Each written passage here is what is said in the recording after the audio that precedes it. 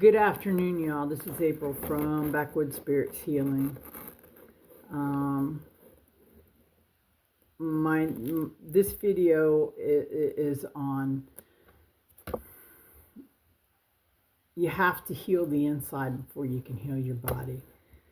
And what I've learned is that I was never going to heal physically until I healed emotionally. A lot of us grew up in homes that were less than stellar. So, food for a lot of us was one thing that we can control. And for me, that was it. It was food. I had control over it, or lack of. So, and then in turn, we grow up to be adults who eat shitty food. We raise our kids on shitty food, and then it's just a cycle. So I'm not so sure that our diseases are inherited in the sense of genetics.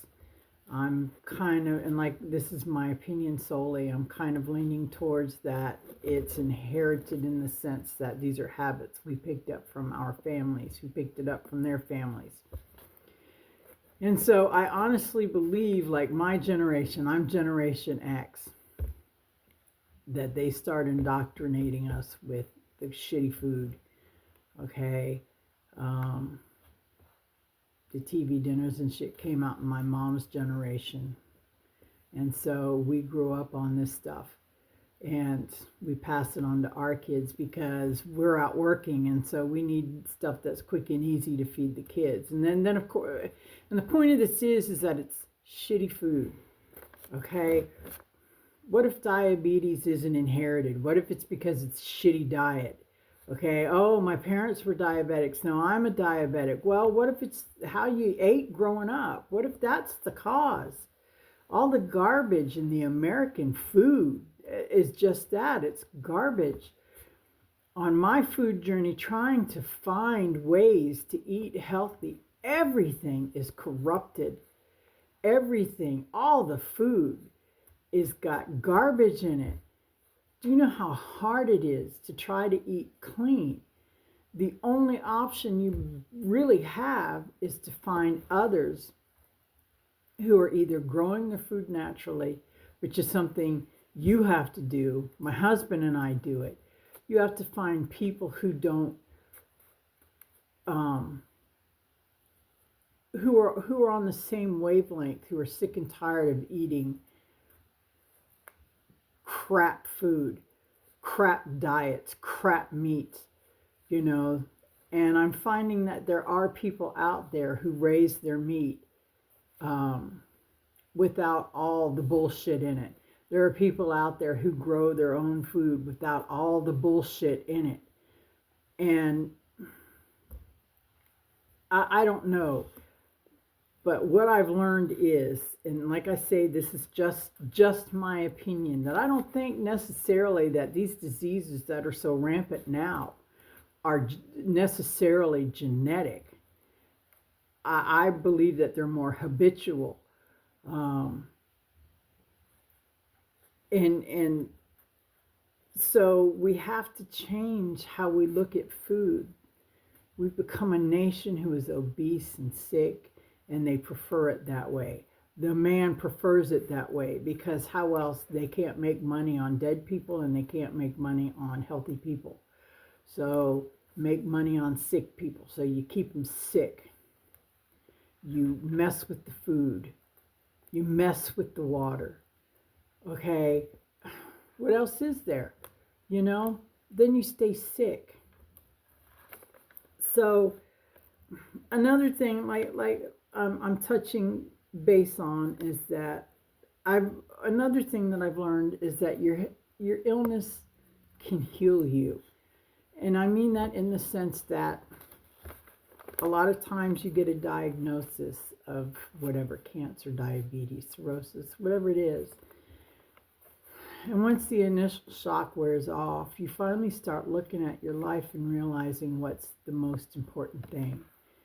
What's the garbage? I mean, why are you let go of the shit that isn't important? When you start placing value on the things that matter, and usually that's time. that's family, that's doing the things that you've always wanted to do. You prioritize. And so by doing those things, you start healing. By letting go of the bullshit that we may have grown up with, you start healing. You start accepting the fact that things are the way that they are. And that allows space for your body to heal, your spirit to heal. When you come to terms with things, it opens up a whole new spectrum of healing. And it's like, I just don't have time for this. Especially people with terminal diseases. There's just not time for bullshit anymore. This is what I want to do with my life. And how many times have you looked at videos of people who had terminal diseases and they were going to go out with the bang? And so they were doing everything that they wanted to do. To me, those were inspiring. It's like, I'm not going to die with an ounce of life left in me. I'm going to go out there and do what I want to do. And personally, that's what it's about. I think illness and disease kind of puts a new perspective on your life. What do you value most? What is most important to you? So I find that most of us have spent our life either being told or we tell ourselves that we're pieces of shit because we eat too much or we drink too much or we take too much drugs or whatever the case may be. And so we drill it into ourselves. People drill it into us that and that comes across as we're worthless. Okay, and so we spend years telling ourselves that we're worthless, but we would get offended if somebody said it to our kids. So my thing is that it is okay to love yourself the way you love your kids, the way you love your pets, the way you love money. It is perfectly okay to love yourselves that much. Why are we any less valuable as humans than our children, than the things that we love, our pets, our parents? Why are we any less valuable? Why do we tolerate it in ourselves, but we wouldn't tolerate it if somebody disrespected our children or our parents, your spouse? Why isn't it okay to love ourselves like that? And it is okay. And that's the thing. We got to get to that place where it is okay. I'm 57, and I got to tell you, it's taken me a long time to get to this place. And I'm learning. Every day I'm learning. And I got to tell you, I am so grateful for this journey. My diagnosis has been a blessing because I've started prioritizing my life. I started making plans, doing the things that I want to do. And that's what I want to say, is that we have value. And it's okay to love ourselves. And it's okay to tell people no. And it's okay to take care of our health. And it's okay to stand up and say, I am sick and tired of eating this garbage, that I want healthy, that I want what's important to me. We have value. Most of all, we need to heal ourselves. We need to heal our spirit. We need to heal our emotional side, because it isn't just about the disease, okay? Healing the disease. There really has to be a balance in life. There really has to be a total. It isn't just taking care of your health. It isn't just taking care of your spiritual side or your emotional side. It really is the whole package. And I'm telling you, there's so much peace in it. When you can take a step back and realize that you have value, and you can tell people no, and you can tell your job no, and you can tell your spouse no, I'm not doing this. Okay? This is what I'm prioritizing. This is what I'm doing in my life.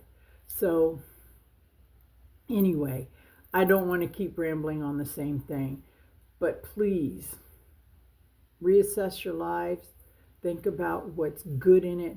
Think about how good you are, how much you have to offer, that we're not bad people. We're okay to love, and we're okay to love ourselves.